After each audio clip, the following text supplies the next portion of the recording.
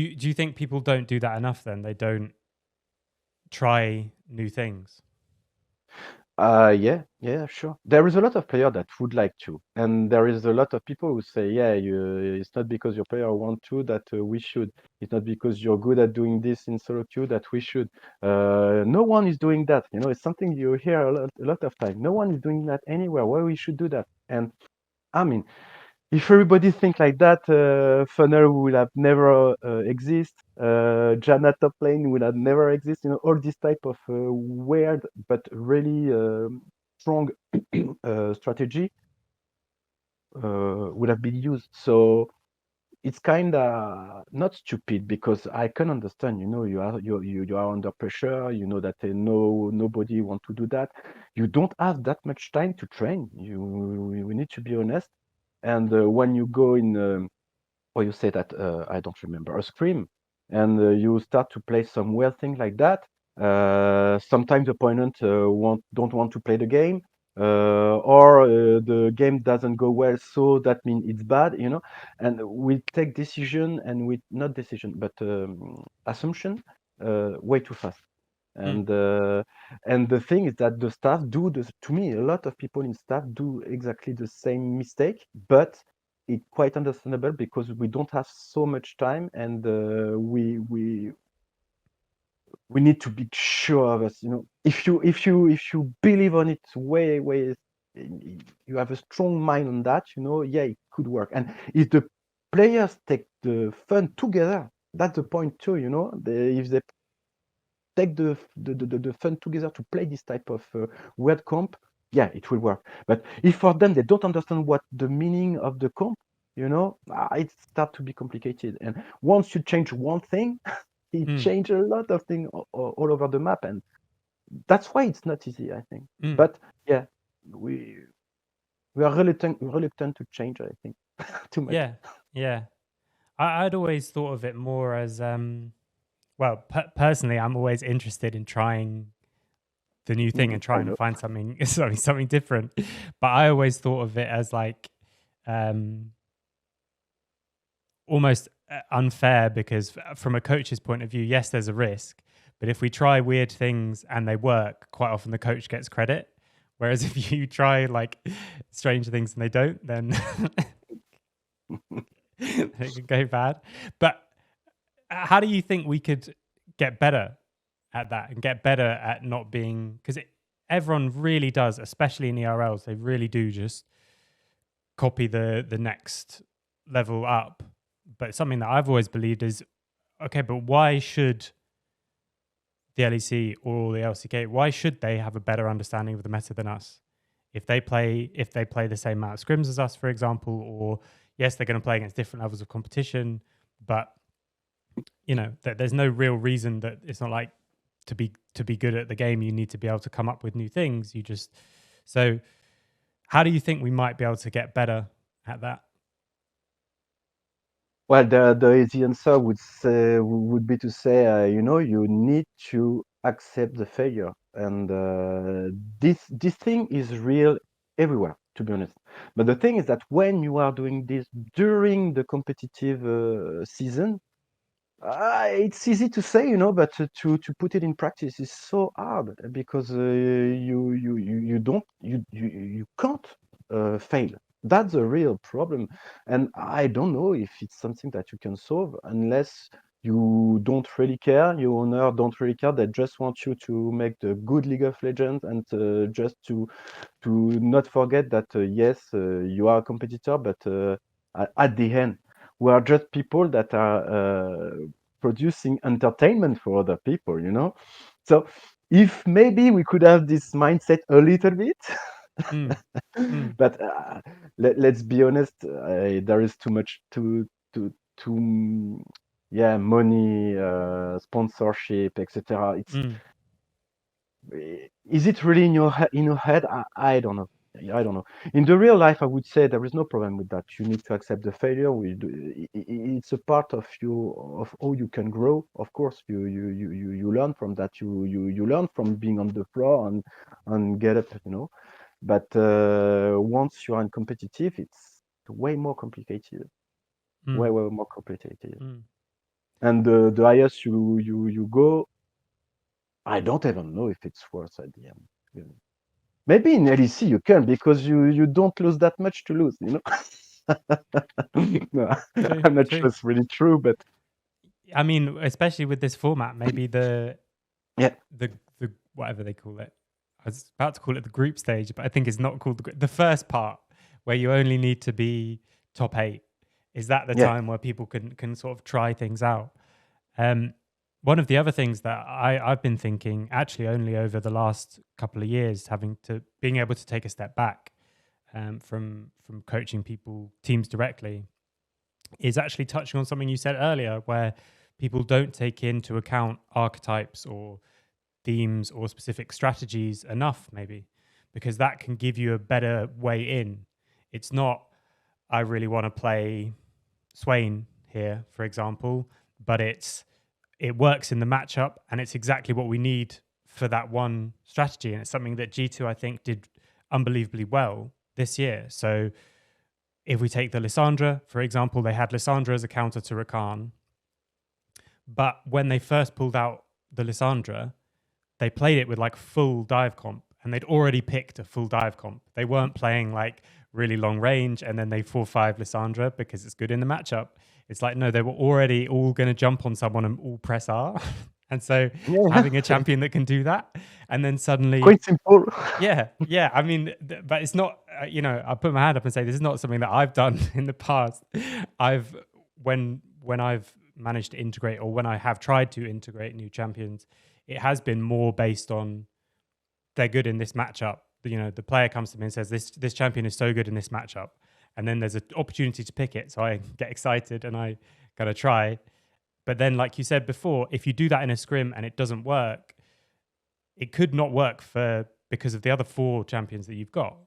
But people still Right. blame it on the new champion because it's the one that they're Mm. not familiar with. But I think it's a process of work, or you implement thing, and the team need to, all the individuals need to understand that we will fail, we will have, we will make mistake, we will discover incredible thing, you know, of course.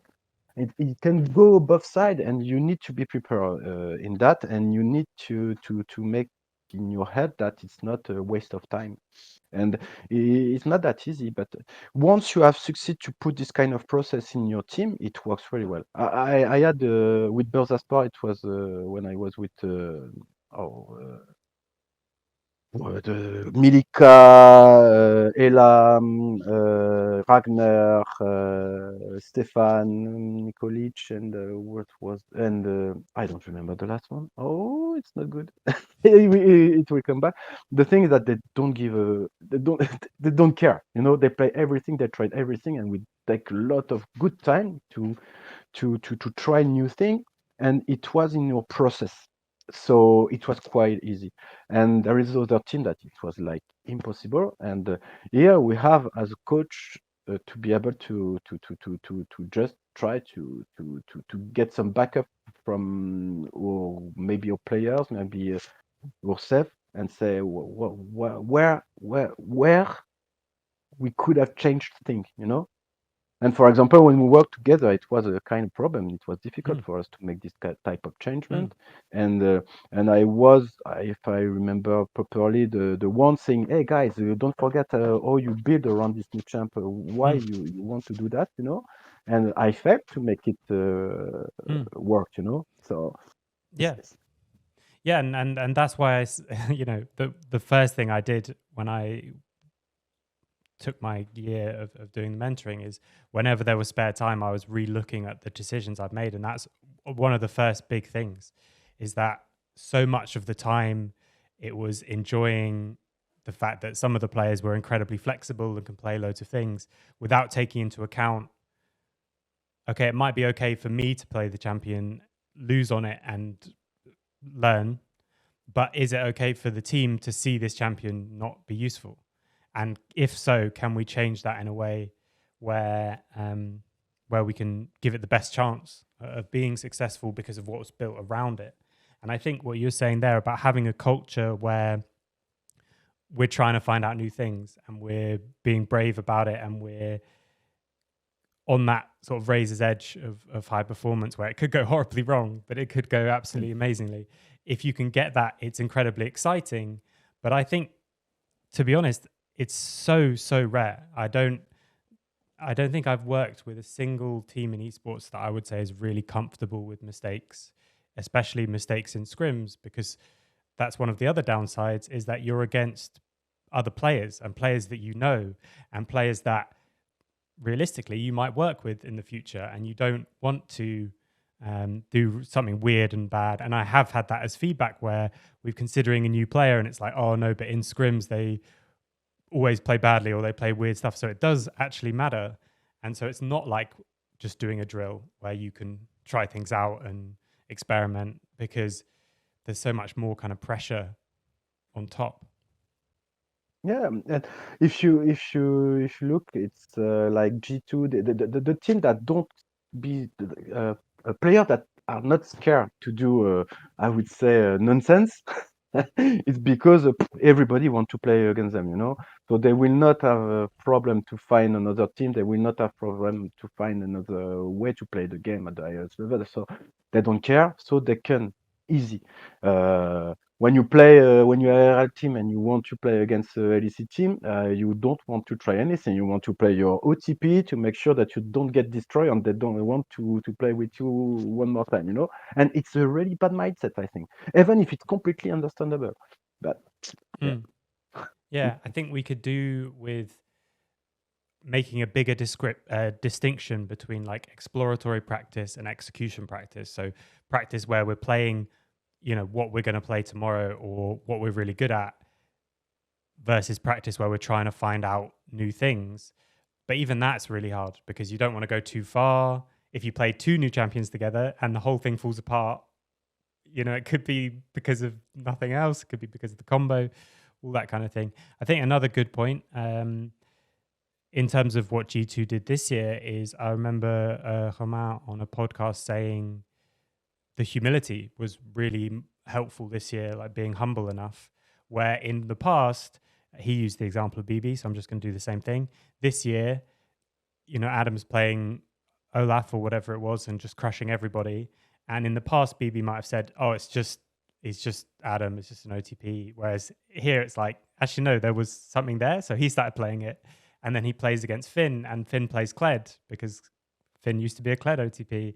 And rather than saying, oh, it's just Finn, he's like, okay, maybe there's something there too. So he started trying it, and then they integrate that. So there is, people have to get beyond this tendency of just brushing stuff aside, because it's so easy to brush stuff aside. Oh, it's just them. Oh, I just made one mistake early on. The champion is useless, but I just misplayed this one bit and then it destroyed me or whatever. And I think that's very difficult as well. Yeah, but as you said, they have to build this culture in their team, and it takes a lot of time. And yes, if you have the same group of people for a lot of time, it's way easier. And that was way easier for us, the at the end of the second season, because we start to agree each other on trying a lot of things. But it took time, and yes, you need time first. And maybe people in general need to be a little bit more open-minded, and maybe as a staff we need to be more precise on how we want to set up this platform. Maybe, and I think it's something that is not easy anyway, but it's something that you need to schedule. You need to, I mean, when I say to schedule, it's on purpose. I mean, you need to say, okay, I need to build my culture. I need how much time? I don't know. It's something that you need to talk, and that really dependent or yeah, you depend on the player too. But it's how you will put it in the discussion, I think. Mm. And yeah. Mm. And it's difficult because you want to do it at the beginning, but people, I find, especially players, really want to get to scrimming as soon as possible. And it's always a bit of a, not a battle, that's the wrong word, but there's tension there where okay, we're going to give up some time of practicing the game to do this thing around culture. But like you said, there's actually really limited time when you're in a competitive Yeah, season, and every week you're preparing for the new team. And if you're in a league like the LFL, every game really matters, and you could finish the season with 1 or 2 wins. I think actually one of our seasons we missed out on playoffs, but we were 2 wins away from E Masters, like guaranteed E yeah, Masters. Like it's unbelievably competitive for a 10-person league. So every hour feels important. And so saying, right, we're not going to actually practice today, we're going to do something else, I think you have to be quite brave as a coach to suggest it, and as an organization to kind of back it up.